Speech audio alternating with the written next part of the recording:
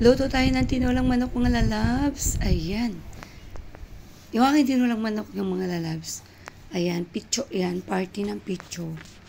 O, tapos, paanuhin ko muna siya dyan. Lagay ko muna siya sa kawali.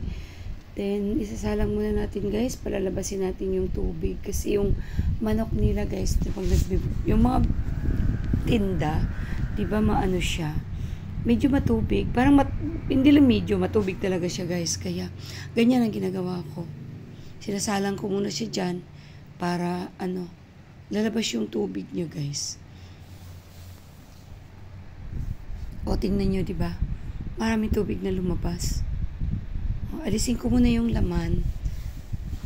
Then, tapon ko yung tubig guys. Ganun ako magtinola. Ever since guys, ganun ginagawa ko sa manok. Kasi matubig nga. Kasi ang alam ko dyan, may nilalagay sila dyan guys yung ini-injectan nila ng tubig yung katawan ng manok para dagdag bigat sa timbang, ganun. Yan, diba parang ang daming tubig at saka parang ang dumi guys, no? Yan, pati yung manok, hinugasan ko ulit. Pagkatapos kung dyan, uhugasan ko siya ulit guys. Saka ko siya igisa. Yan, magisa-gisa na tayo. Nakaready na yung ating sangkap.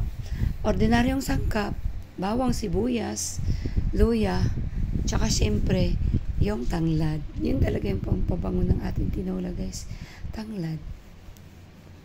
Yan, gisa-gisa. Sinama ko na din yung tanglad dyan sa pag-gisa mga lalabs. Yan. Saka natin ilagay yung ating manok ulit. Then, halo-halo lang si Manang. La la la la la, la la la la la, la la la la la, la la la la la. Gisa-gisa, gisa-gisa. Ang bango guys. Kung naamoy nyo lang yung aroma ng aking sangkap, luya, bawang, sibuyas, at saka lalo na yung tanglad. Napakabango guys. Siya. O, diba? Ayan na, nagisa na natin ang gusto guys. Maano na siya. Medyo nag-brown-brown na yung mga gilid ng ating kawali. Ayan, maglalagay tayo ng patis. Pinidiga ko na yung aking patis guys. Bibili tayo mamaya. Then, lagyan ng asin. Kasi ako guys, pag nagluluto ako, asin, meron talaga akong patis niyan guys. Malasa kasi pag may patis. Kaya, nilalagay ko talaga dyan is patis, din asin, dagdag na lang ng patis. Then, siyempre, naglagay tayo dyan ng seasoning. Yan. Nagbe-brown na yung gilid ng kawali ko guys. Pero, hindi yan sunog guys. Masarap yan. Yan. Isama ko na din pala sa paggisa dyan yung aking, guys, yung aking papaya dyan. Sinasama ko na yung papaya. Nilalagay ko na din yung papaya dyan. Sabay sa paggisa ng chicken.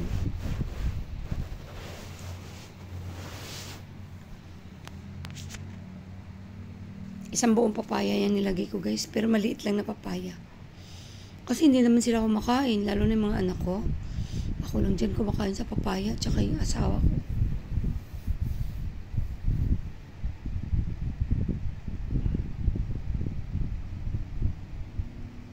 Sarap ng tinulang manok guys, no?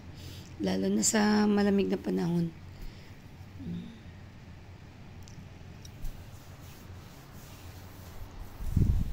Pag malamig ang panahon mga lalabs, masarap talaga mag-ulam ng may sabaw. Lagay na tayo ng tubig kasi tuyo na yung ating pagkagisa. Madali lang natuyo yung gisa ko guys kasi wala nang tubig yung chicken. Wala nang tubig-tubig yung katawan ng chicken, yung laman ng chicken. Ayan, marami talagang sabaw nilagay ko guys ha, kasi mahilig sa sabaw yung aking mga junakis, mga lalabs ko.